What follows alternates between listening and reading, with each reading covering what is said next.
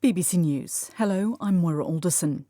President Biden has said his administration will allow 62,500 refugees into the United States this year. Last month, Mr. Biden had announced he would keep an annual limit of 15,000 brought in under President Trump. Nicholas Rocha has more details. During the presidential campaign, Mr. Biden had promised to reverse President Trump's hardline measures on immigration.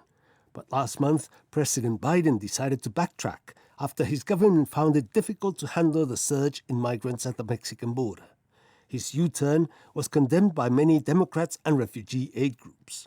Now, in a statement, Mr. Biden says allowing 62,500 refugees into the country would erase what he described as a historically low cap which did not reflect American values.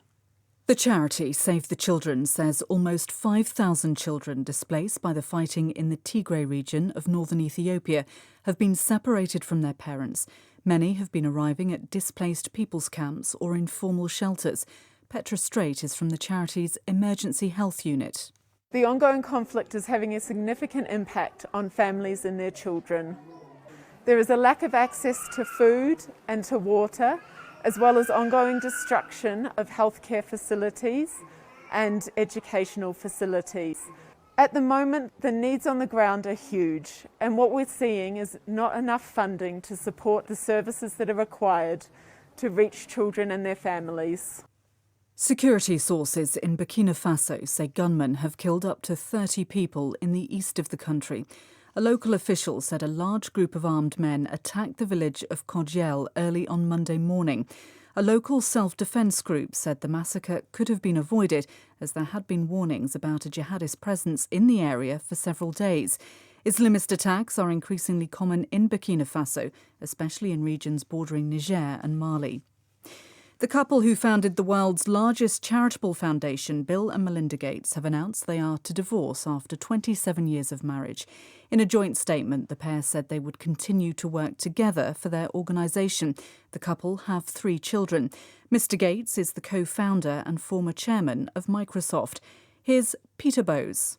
Together they are worth billions of dollars. Clearly we are not privy to any financial relationship that they have, any prenuptial agreements that they might have. That's always the subject of considerable speculation when wealthy couples decide that they are separating. But clearly it will be an issue and something for them to perhaps sort out privately if they can. But there will be a lot of focus on what they do next and perhaps their relationship together.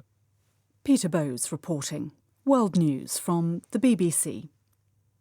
Mexico's president has apologised to the indigenous Maya people for their treatment since the Spanish conquest 500 years ago. Andrés Manuel López Obrador said it had been shameful. He was speaking at a ceremony in southeastern Mexico. Por un imperativo de ética. As an ethical imperative of our government and out of our own conviction, we offer the most sincere apologies to the Mayan people for the terrible abuses committed by national and foreign authorities during the conquest, during the 3 centuries of colonial domination and 2 centuries of independent Mexico. Mexico's Interior Minister said the Mayan people continued to be affected by racism and neglect. The trial of Ghislaine Maxwell, who's accused of trafficking teenage girls for the financier Jeffrey Epstein, has been put back from July until autumn after her defence team asked for more time to prepare. A judge in New York said the postponement was appropriate because new charges were added to the case last month.